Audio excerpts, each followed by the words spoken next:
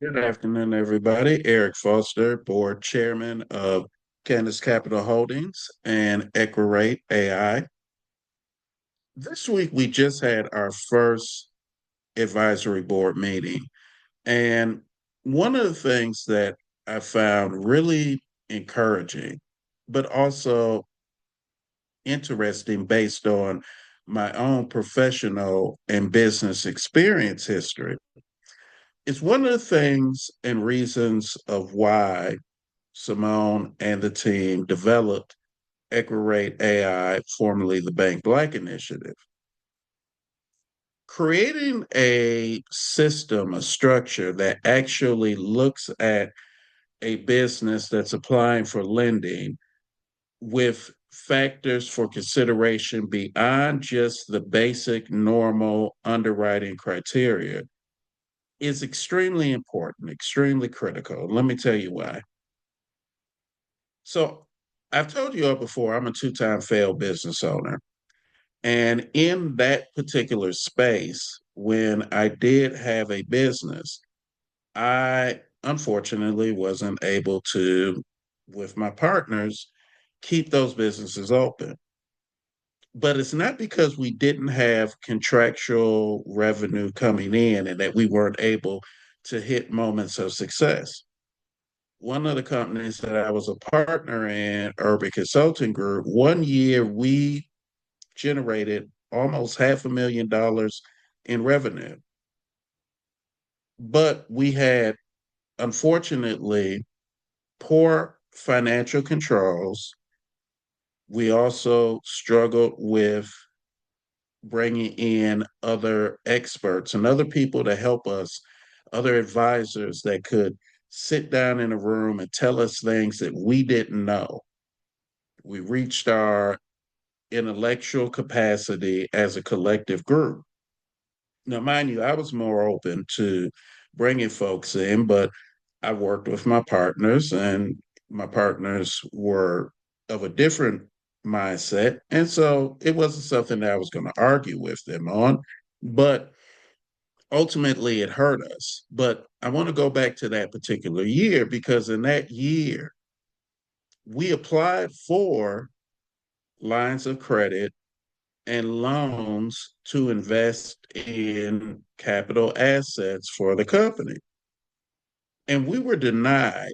And one of the things that did not happen that EquiRate has built in is giving the applicant an understanding of what the deficiencies were and what and how they can fix those deficiencies.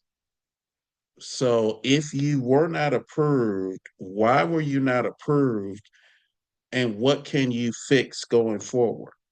It's kind of like if you got a car and your car breaks down and you take it to the mechanic, you take it to an auto repair shop, and the auto repair shop says, well, your car doesn't work. Unfortunately, that'll be $500. But they don't tell you what actually needs to happen to fix your car. They don't tell you if it is the drivetrain or if it is the water pump or if there's electrical sensor issues or if it's the alternator. They just tell you $500 to tell you your car ain't working. Well, what the hell is that going to do for you? Not a damn thing. Well, that is where we, with this solution, step in because it really gives the ability for us to be able to tell and help those who are applying for funding the understanding of why you weren't able to get funding. The goal is to try to get the best people through the process. And there are a lot of Black owned, Hispanic owned, Indigenous American owned, Asian American, Native Hawaiian, Pacific Islander, Arab, Chaldean American owned businesses and Jewish American who should be able to get through the process and unfortunately aren't able to get through, but they get no feedback. when we were close to $500,000 in revenue, and this was in, I think, 2004 or 2003, one of the 2 years, we should have been able to at least understand what steps next for us to get to that proper benchmark. But unfortunately, that didn't happen. And we started seeing declining sales. And unfortunately, ultimately, the company went out of business. So, having within our system this ability to tell that applicant what they're missing and give them a roadmap with counseling and other support to get to that rate of being able to get approved will create so many more opportunities for potentially sustainable Black and other minority owned businesses to thrive, survive, and extend their livelihood. So that's one of the important things that I took from our meeting with our advisory board members was having a system that gives people an understanding when you don't reach success, how do you get to it is so important and so critical. And one of the things that I personally am proud of being a part as the board chair with Cannas Capital and with the team is that the team has built something that doesn't just leave people hanging. It gives people real pathways to a better opportunity and a better business future. So we still are interested not only in people to be on our advisory board, but also people to partner with us and work with us here at Cannas Capital. So if you're interested, my email is eric@cannascapital.com. And our website is www.cannascapitalholdings.com.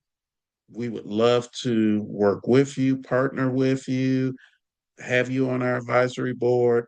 Please reach out because to get real solutions, you need to understand where you failed and what are the steps to ensure that you can become a success.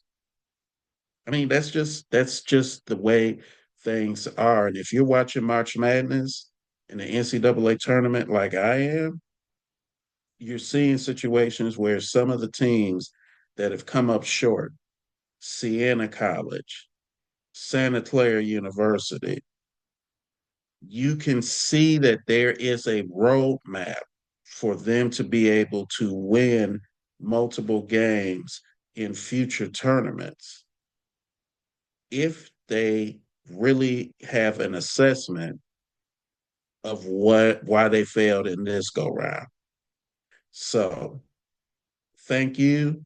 Look forward to hopefully talking with you and joining you and being able to be a part of this system together. Have a blessed day. Follow us on Instagram, follow us on LinkedIn, follow us at our website, and also through the Substack channel that we have, as well as our Apple Podcast channel. Once again, Eric Foster, board chair at Cannas Capital Holdings, and for the EquiRate AI solution. Have a blessed day.